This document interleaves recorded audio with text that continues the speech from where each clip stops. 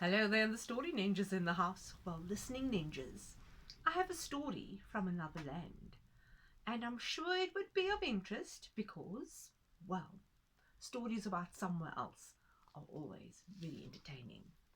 This one is called Paul Bunyan and Babe the Blue Ox. So, my very favorite librarian helped me choose this book, and my little G has given it the A-OK because it was one of her favorites a long, long time ago. So Paul Bunyan and Babe the Blue Ox, The Great Pancake Adventure, was written by Matt Luckhurst. So I do have to tell you that pancakes was one of our favorite things not too long ago. You know, we made plenty and plenty of pancakes. We ate plenty and plenty of pancakes.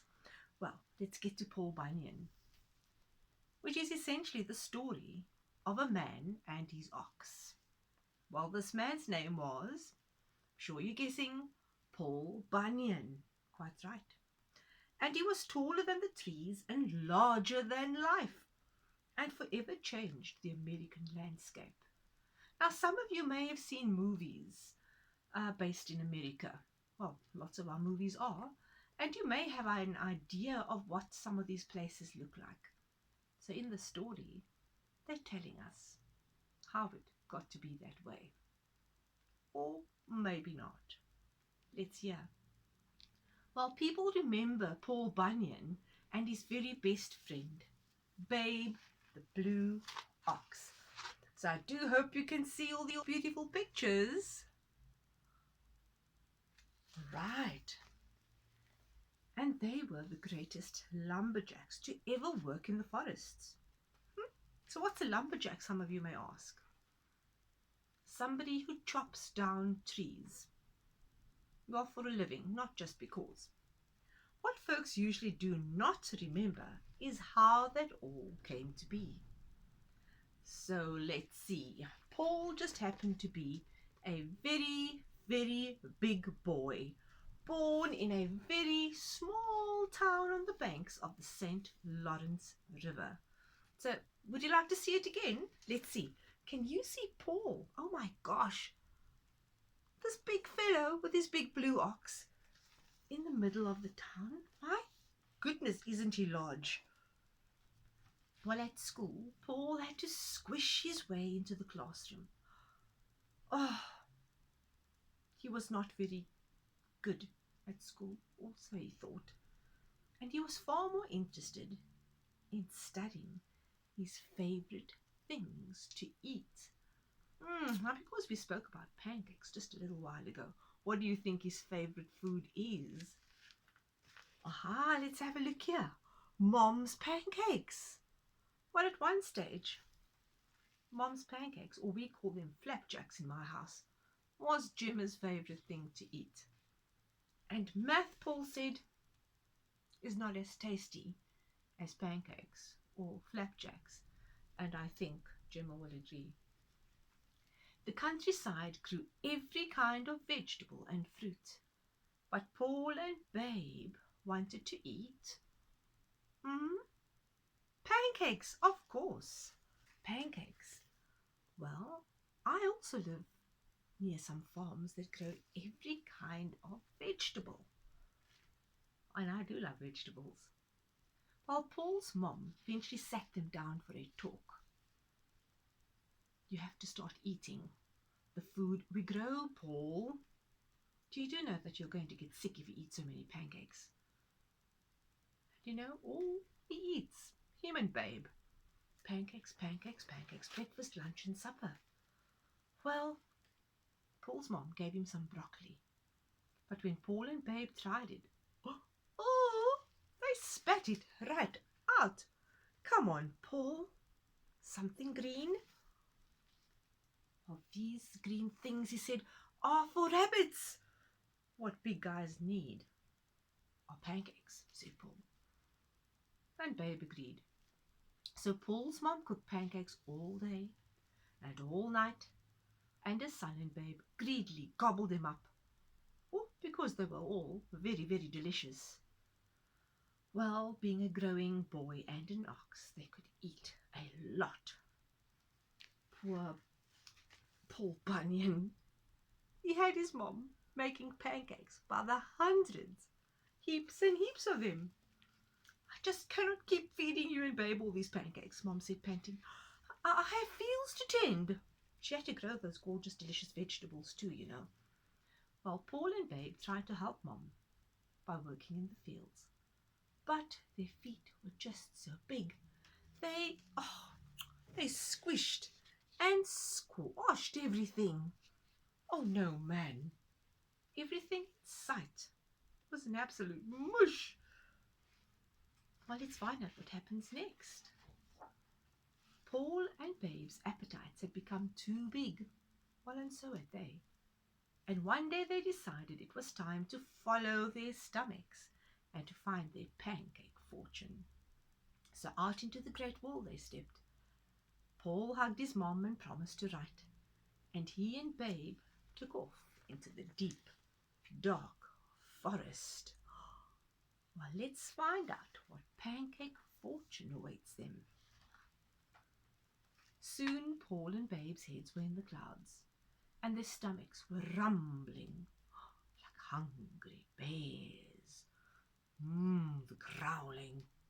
So much so that they barely heard the little voice who was calling to them, which belonged to a man, a normal-sized man. We've got a big problem here.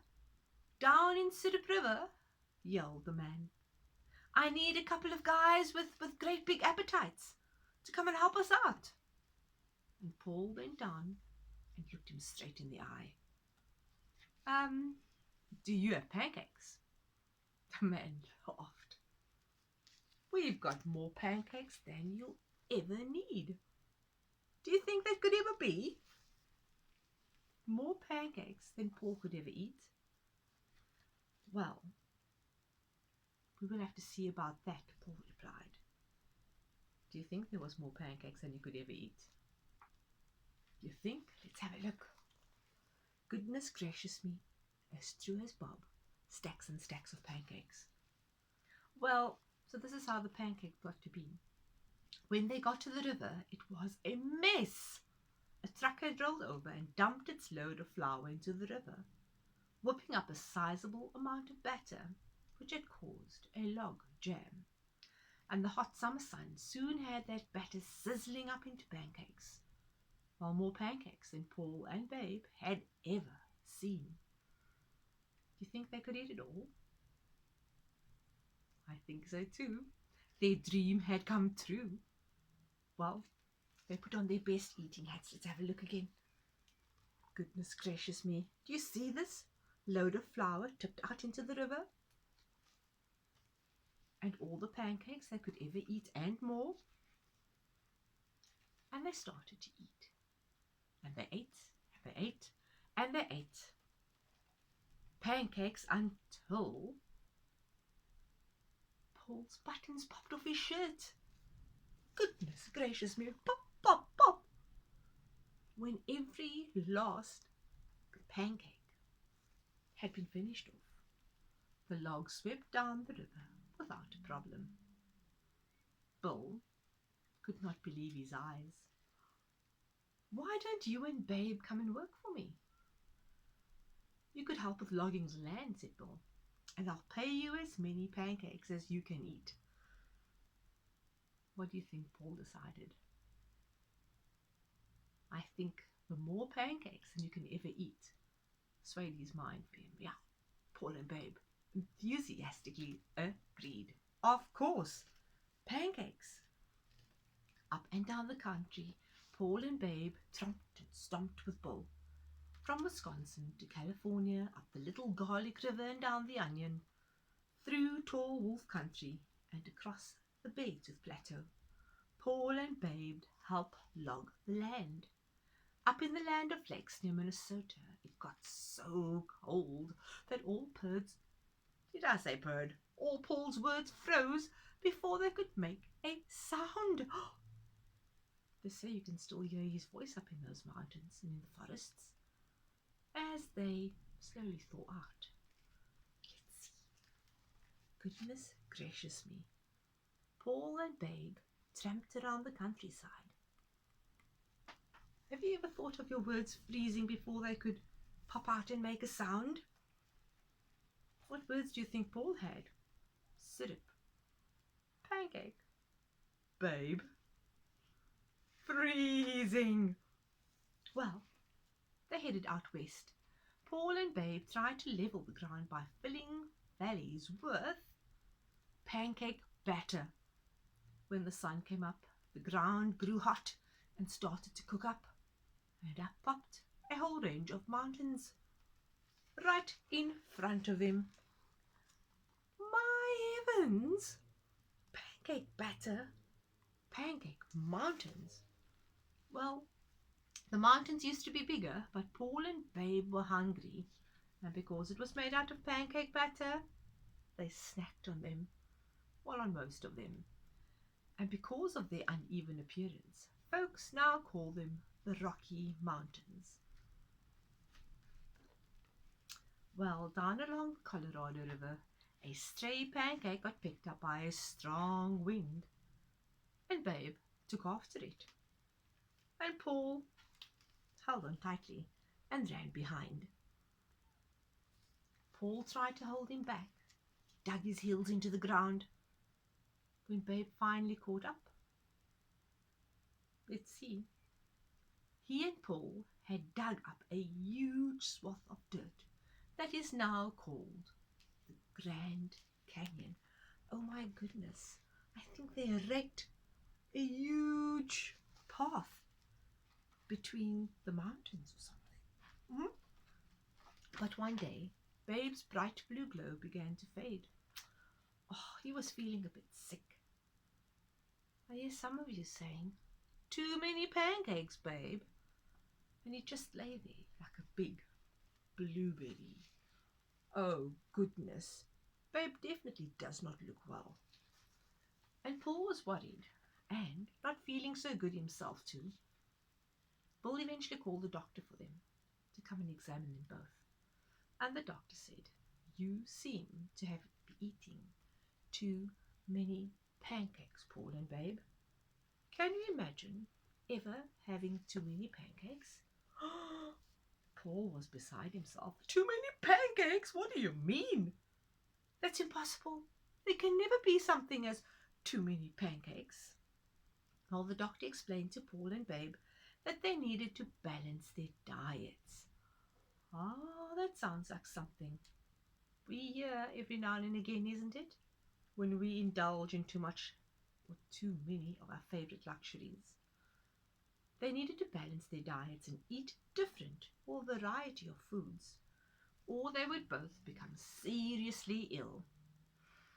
So Paul had to think, and he figured that they had better do what the doctor said. But where, oh where, would they find this good, healthy food? I hear you say, "Yes, should Paul go back home?" That's a good idea. Paul thought again. Where? Then it hit him. I think you are quite right. Paul needs to head off home for some good, healthy, well-balanced meals. Well, Paul and Babe said their goodbyes to Bill, and off they went off. So when they got back home, Paul's mom was absolutely delighted to see them. Can quite imagine, they'd been gone a while.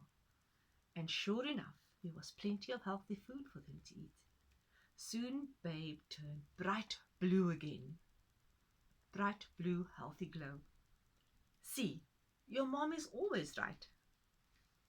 Isn't that so? Well, whichever big person cares for you and offers you those well-balanced, delicious meals. From that day forward, they stayed in town, growing Bunyan-sized vegetables and helping the townspeople and always listening to what Mom said, and of course, eating a heap of fresh fruit and veg. Now that really does sound like some good advice. A well-balanced meal, plenty of fruit and plenty of veg. Seeing all of my favorites in his selection. And well, that is how Paul Bunyan and his best friend Babe changed the American landscape and became the greatest lumberjacks ever. And they never ate any fluffy, delicious pancakes again. I'm being serious. You think not?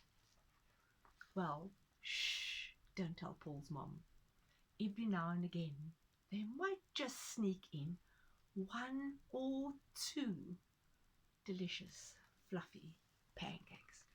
But remember, shh, don't tell Mom. So boys and girls and all the big people around you, remember, a well-balanced meal is possibly the best meal for all of us. Goodbye for now and later.